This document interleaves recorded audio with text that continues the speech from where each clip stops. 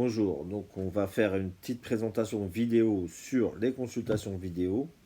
La technologie nous permet aujourd'hui de converser à l'autre bout du globe en quasi simultané, ce qui permet au niveau du suivi thérapeutique à des personnes qui sont itinérantes d'avoir un suivi sur la longueur, bien qu'elles ne restent pas assez longtemps au même endroit pour pouvoir prendre plusieurs rendez-vous d'affilée avec le même spécialiste, ou les gens qui sont saisonniers par exemple.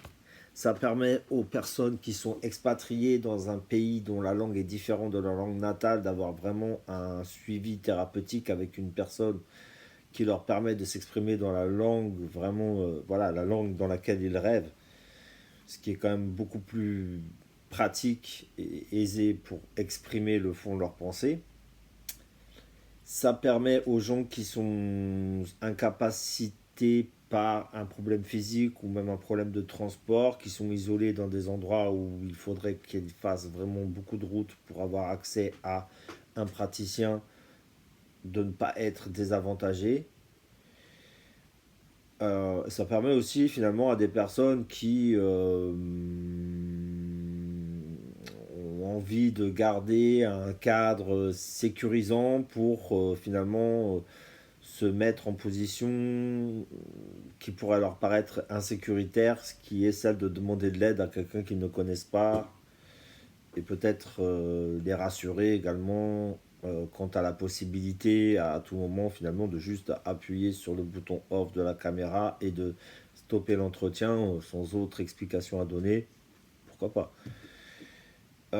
Au point de vue du praticien, évidemment, ça permet d'exercer depuis chez soi. Ça a un avantage parce que ça évite de se déplacer dans le cas contraire. Pour les personnes qui n'ont pas de cabinet, évidemment, ça offre de plus grandes plages horaires. Ça permet aux gens, par exemple, qui pourraient être en train de vouloir avoir une présence pour leur famille, même s'ils ne sont dans une pièce séparée, de pouvoir rester chez eux tout en exerçant.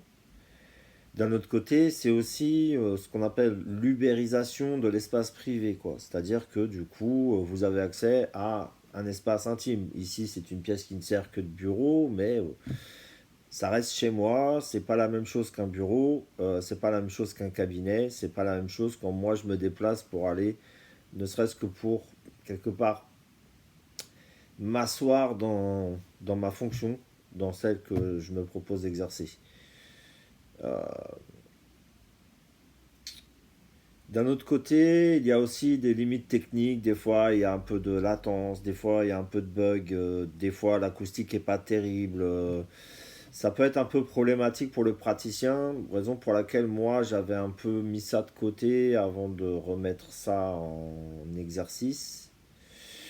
Et moi, à titre personnel, je trouve ça quand même plus difficile de s'adresser à des personnes. Et d'un autre côté, il ne faudrait pas non plus que finalement ça revienne à voilà, je mets une forme dans le jukebox et boum, j'ai un genre de pipe show psychologique avec un praticien à la demande, quoi.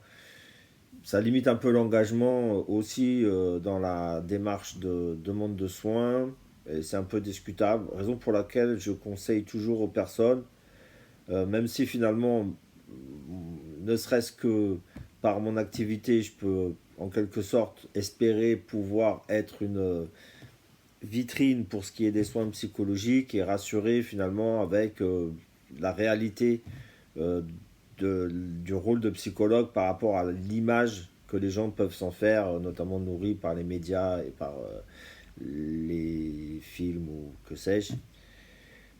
Voilà, on ne mord pas, on n'est pas dangereux, on ne lit pas dans les pensées, on n'est pas des inquisiteurs. Il y a quand même un devoir de neutralité, il y a un devoir de confidentialité.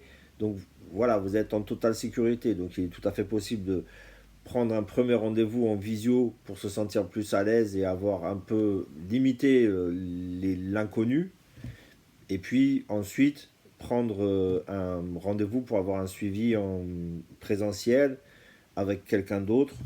Euh, oui, voilà, ça peut être un premier pas et en tout cas, personnellement, je conseille toujours aux personnes que je rencontre par le truchement de ces écrans qui nous envahissent, euh, de plutôt à long terme rechercher à mettre dans son calepin un psychologue proche de chez eux qu'ils puissent aller voir parce qu'on a toujours besoin d'un psychologue près de chez soi. Bonne journée.